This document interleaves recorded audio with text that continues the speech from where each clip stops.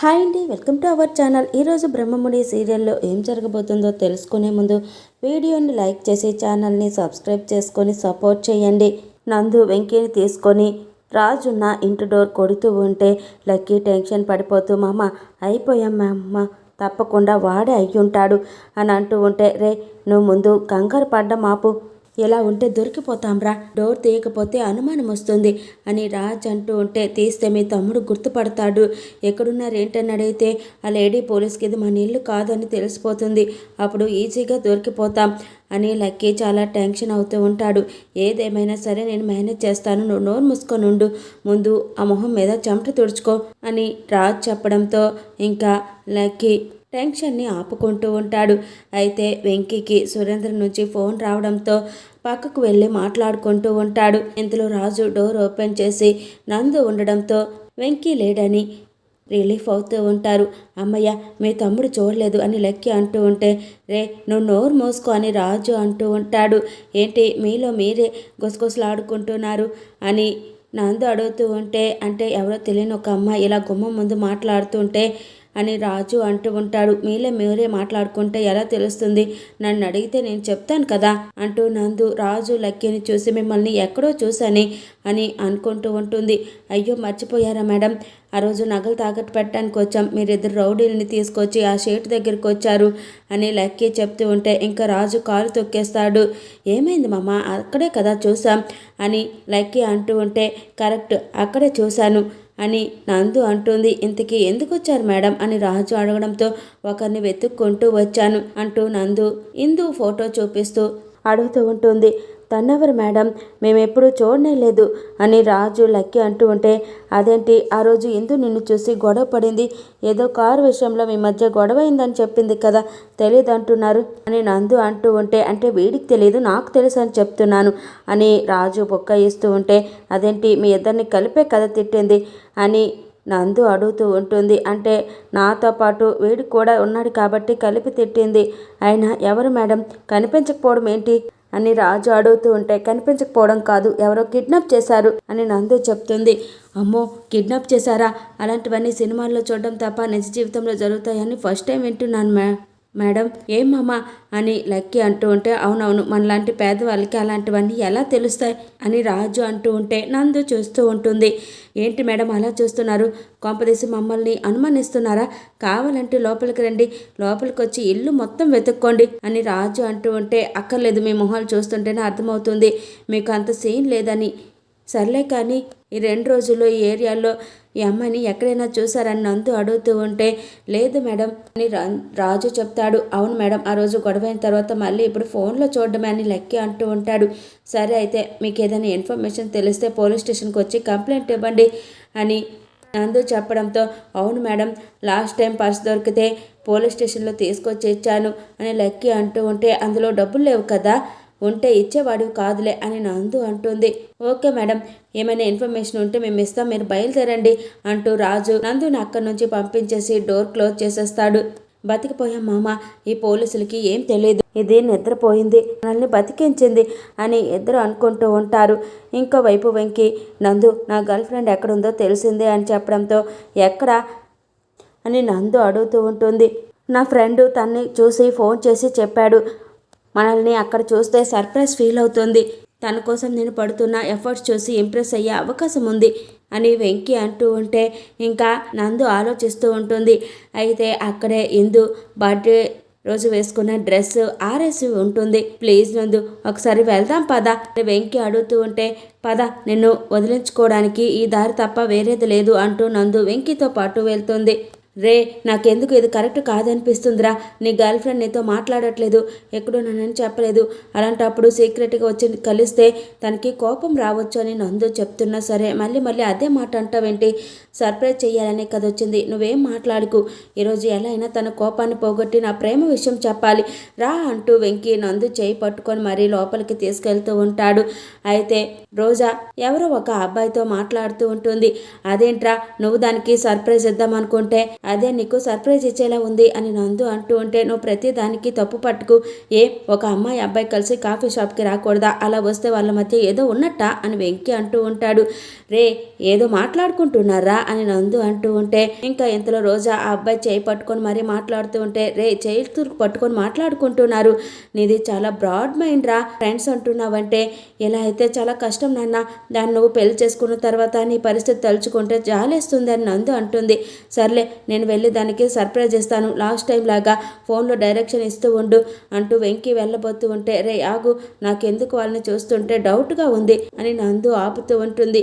నువ్వు మళ్ళీ మొదలు పెట్టకు తెల్లి అని వెంకీ అంటూ ఉంటే, నోరు మూసుకొని నేను చెప్పింది విను, ముందు వాళ్ళు ఏం మాట్లాడుకుంటున్నారో విందాం, ఆ తర్వాత నువ్వే మాట్లాడాలో డిసైడ్ అవుదాం, పద చెప్తాను అంటూ నందు వెంకీ రోజాకి దగ్గరలో కూర్చుంటారు. చూడు చెర్రి, నేను చాలా ప్రాక్టికల్ పర్సన్ని, నువ్వు కొత్తగా సాఫ్ట్వేర్ కంపెనీ పెట్టాలనుకుంటున్నావు, నీకంటూ కొంతమంది నమ్మకస్తులు నీ పక్కనే ఉండాలి, బయట వాళ్ళైతే నమ్మడం కష్టం అని రోజా అంటూ ఉంటే, చూసావా ఏదో బిజినెస్ డీల్ గురించి మాట్లాడడానికి వచ్చింది, అనవసరంగా అనుమానించి నా గర్ల్ ఫ్రెండ్ క్యారెక్టర్ని తప్పు పడుతున్నావు అని వెంకీ అంటూ ఉంటే, తొందరపడికి ముందే కూసేకి నాన్న, ముందే మాట్లాడుతుందో వెళ్దామని నందు అంటూ ఉంటుంది. ఈ రోజులో ఫ్రెండ్స్ని కూడా నమ్మలేకపోతున్నాం, అలాంటిది పార్ట్నర్స్ని ఎలా నమ్ముతావు అని రోజా అంటూ ఉంటే, నువ్వు చెప్పింది నిజమే, అలా అని ఫ్యామిలీ మెంబర్స్ని పార్ట్నర్స్గా చేసుకోలేం కదా అని చెర్రీ అంటూ ఉంటాడు. నన్ను నీ లైఫ్ పార్ట్నర్గా చేసుకుంటే నేను నీకు బిజినెస్ పార్ట్నర్ని అవుతాను కదా అని రోజా అనడంతో వెంకీ షాక్ అవుతూ బాధపడుతూ ఉంటాడు. నన్ను పెళ్లి చేసుకుంటే నీకు అన్ని రకాలుగా ప్రాఫిటే అని రోజా అంటూ ఉంటే, ఏంటి గుండె ముక్కలైందా, అది చెప్పేది పూర్తిగా విను, ముక్కలవ్వడమే కాదు జ్యూస్ కూడా అయిపోతుందని నందు అంటుంది. నీ వంట ఎవడో తిరుగుతున్నాడన్నా, మరి వాడి సంగతి ఏంటి అని చెర్రీ అడుగుతూ ఉంటే, ఎవడు ఆ వెంకీ గడ, వాడొక వేస్ట్ ఫెలో, జంజీలో పుట్టిన రేంజ్ ఫుల్, ఏదో కొన్ని రోజులు తిప్పుకొని వాడుకొని వదిలేద్దాం అనుకున్నా అని రోజా మాట్లాడుతూ ఉంటే, ఇంకా ఆ మాటలు విని వెంకీ ఆగలేక, అసలు నువ్వు మనిషివేనా, మనసుతో ఎవరైనా ఆడుకుంటారా అని ముందు నుంచే చెప్తూనే ఉంది, నువ్వు కరెక్ట్ కాదు, నీ క్యారెక్టర్ కరెక్ట్ కాదు అని, నేనే పిచ్చోళ్ళ నేను వెనకేసుకొచ్చాను అని వెంకీ అంటూ ఉంటే, రే మధ్యలో నన్నెందుకు లాగుతున్నావురా అని నందు అంటుంది. అసలు నీకు తప్పు అనిపించట్లేదా, మోసం చేయడానికి సిగ్గు అనిపించట్లేదా అని వెంకీ నిలదీస్తూ ఉంటే, షటప్, ఓవర్గా మాట్లాడుతున్నావు, ఇది నా లైఫ్, నాకు నచ్చినట్టుగా ఉంటాను, ఎవరితోనైనా తిరుగుతాను, నీకంటే ముందు చాలా మందితోనే తిరిగాను, అలా అని వాళ్ళందరినీ కూడా పెళ్లి చేసుకోవాలా అని రోజా అంటూ ఉంటే, నాతో ఉంటే సంతోషంగా ఉందంటున్నా అని వెంకీ అంటూ ఉంటే, మా ఇంట్లో పెంచుకున్న కుక్కతో కూడా నేను సంతోషంగా ఉంటాను, అలాని దాన్ని పెళ్లి చేసుకోవాలా అని రోజా అంటూ ఉంటే, అంటే నేను కుక్క ఒకటినా అని వెంకీ ఫీల్ అవుతూ ఉంటే, ఒక్కటే ఎలా అవుతారు, నా పప్పీతో డిస్టర్బ్ చేయొద్దంటే సైలెంట్గా వెళ్ళి పడుకుంటుంది, కానీ నువ్వలా కాదు, డిస్టర్బ్ చేస్తూనే ఉంటా అని రోజా అంటూ ఉంటే, అసలు నేను చేసిన తప్పేంటి అని వెంకీ అడుగుతాడు. తెలుసుకోవాలా, సరే చెప్తాను, ఒక ఆడదానికి తాళి కట్టి పెళ్ళంగా ఇంట్లో పెట్టుకొని దాని చేత కాఫీలు పకోడీలు చేసుకొని తిని మరిసిపోయే పరోటా గడువు నువ్వు ఒక అరిగిపోయిన టేప్ రికార్డ్, పాత పడిపోయిన అంబాసిడర్వి, నీలాంటి పెళ్లి చేసుకుని లైఫ్ లాంగ్ సేవలు చేయడానికి నేను రెడీగా లేను, ఇంకొకసారి నా వెంట పడ్డావంటే పోలీస్ స్టేషన్లో కంప్లైంట్ ఇస్తాను, పద జగన్ అంటూ రోజా అక్కడి నుంచి వెళ్ళిపోతుంది. ఇంకా రోజా మాటలకు వెంకీ చాలా ఫీల్ అవుతూ బాటిల్ తీసుకొని వాటర్ తాగుతూ ఉంటే, ఏ ఆగు, మందు తాగి అలవాట్లేదని ఇలా నీళ్లు తాగి చచ్చిపోదాం అనుకుంటున్నావా అంటూ నందు ఆపుతూ ఉంటుంది. చూసావా తను ఏమంటుందో అని వెంకీ అంటూ ఉంటే, మొత్తం విన్నాను కూడా, మొదటి నుంచి నీకు చెప్తూనే ఉన్నాను తను నీకు కరెక్ట్ కాదని, ఎప్పటికైనా అని నందు అంటూ ఉంటే, అక్కర్లేదు, నీ సలహా నాకేం అవసరం లేదు, ఇప్పుడు నిన్ను ఎవ్వరి మాట విన్ను, జీవితంలో ఇంకా ఏ అమ్మాయిని నమ్మను అంటూ వెంకీ అక్కడి నుంచి అలికి వెళ్ళిపోతాడు. బాబు బాగా హర్ట్ అయినట్టున్నాడు, సర్లే ఇలాంటి బ్రేకప్లు కొత్త కదా, కొంచెం టైం తీసుకుంటే సెట్ అవుతాడు అని నందు అనుకుంటూ ఉంటుంది. మరోవైపు ఇందు, పాపం నేను కిడ్నాప్ అయ్యానని తెలిసి అక్కడ స్వాతి నానమ్మ ఎంత కంగారు పడుతున్నారు ఏంటో, స్వాతికి ఫోన్ చేసి నేను సేఫ్గా ఉన్నానని చెప్తేనైనా వాళ్ళు ప్రశాంతంగా ఉంటారని ఆలోచిస్తూ ఉంటుంది. రాజు లక్కీ చెస్ ఆడుకుంటూ ఉంటారు. ఇంకా రాజు వాళ్ళు ఫోన్ ఛార్జింగ్ పెట్టడంతో ఇందు వాళ్ళకి తెలియకుండా ఫోన్ తీసుకుంటుంది. ఇంకా స్వాతికి ఫోన్ చేస్తూ, స్వాతి ఫోన్ లిఫ్ట్ చేయి అని టెన్షన్ పడుతూ ఉంటే, ఇంకా ఇంతలో రాజు, రే ఫోన్ తీసుకురా, ఫోన్ చేద్దామని అంటూ ఉంటే, ఛార్జింగ్ పెట్టాం కదరా అంటూ లక్కీ ఫోన్ కోసం చూస్తూ ఉంటాడు. రే ఫోన్ తీసావా అని లక్కీ అంటూ ఉంటే, తీస్తే నిన్నెందుకు అడుగుతాన్రా అని రాజు అంటాడు.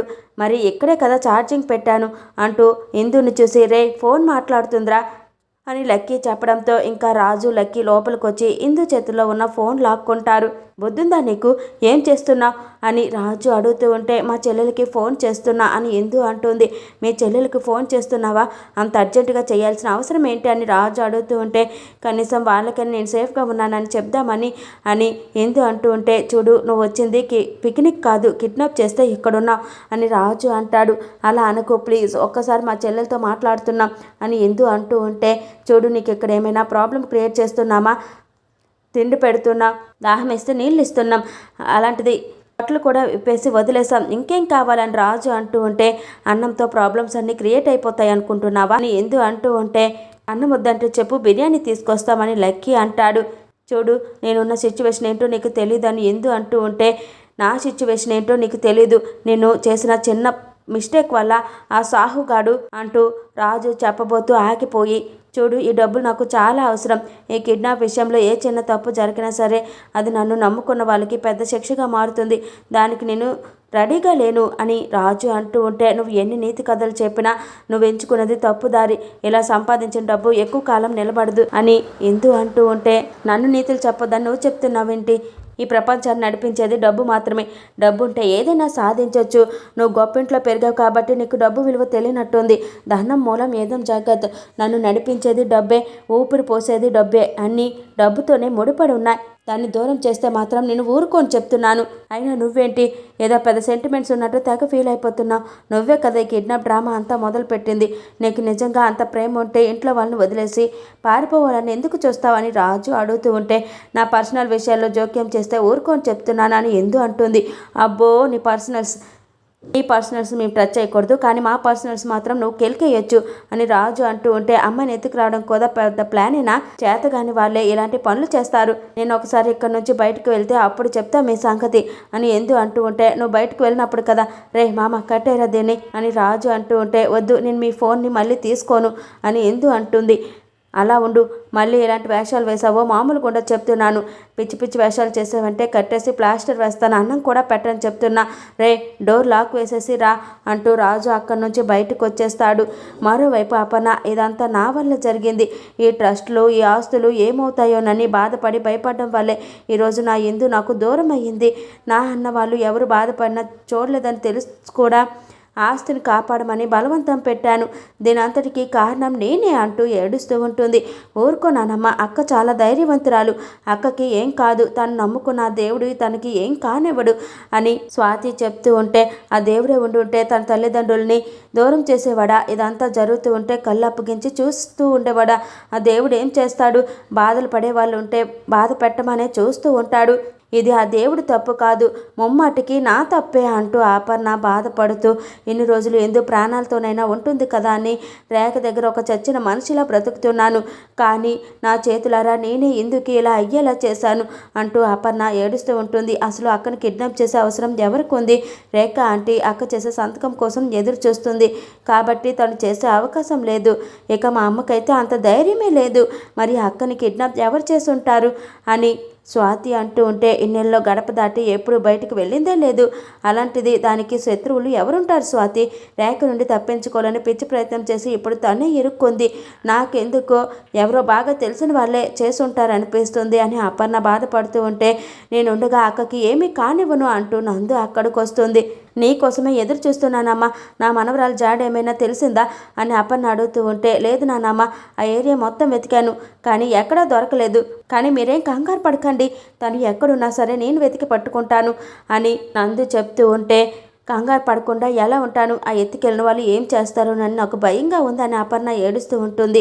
అలా చేసే వాళ్ళే అయితే ఇలా ఫోన్ చేసి బెదిరించరు, కిడ్నాప్ చేసిన వాళ్ళకి కావాల్సింది కేవలం డబ్బులు మాత్రమే, అది వచ్చేంత వరకు అక్కని ఏం చెయ్యరు, ఈలోపు తను ఎక్కడున్నా సరే నేను వెతికి పట్టుకుంటానని నందు అంటూ ఉంటే నువ్వు మాట్లాడుతుంటే నా కొడుకు ధైర్యం చెప్తున్నట్టే ఉందమ్మా, ఆ రేఖ మా నేషనం కోరుకుంటూ ఆస్తి ఎక్కడ చేజారిపోతుందోనని కంగారు పడుతుంటే మా కోసం ఏమి కాని నువ్వు ఎంతలా తపన పడుతున్నావు అని అపర్ణ అంటూ ఉంటే అలా అంటారేంటి నానమ్మ, ఇందు అక్క నన్ను ఎంతో ప్రేమగా దగ్గరకు తీసుకుంది, తన్ని చెల్లు అందుకుంది, అలాంటప్పుడు నేను పరాయిదాన్ని ఎలా అవుతాను అంటూ నందు అపర్ణకి ధైర్యం చెప్తూ ఉంటుంది.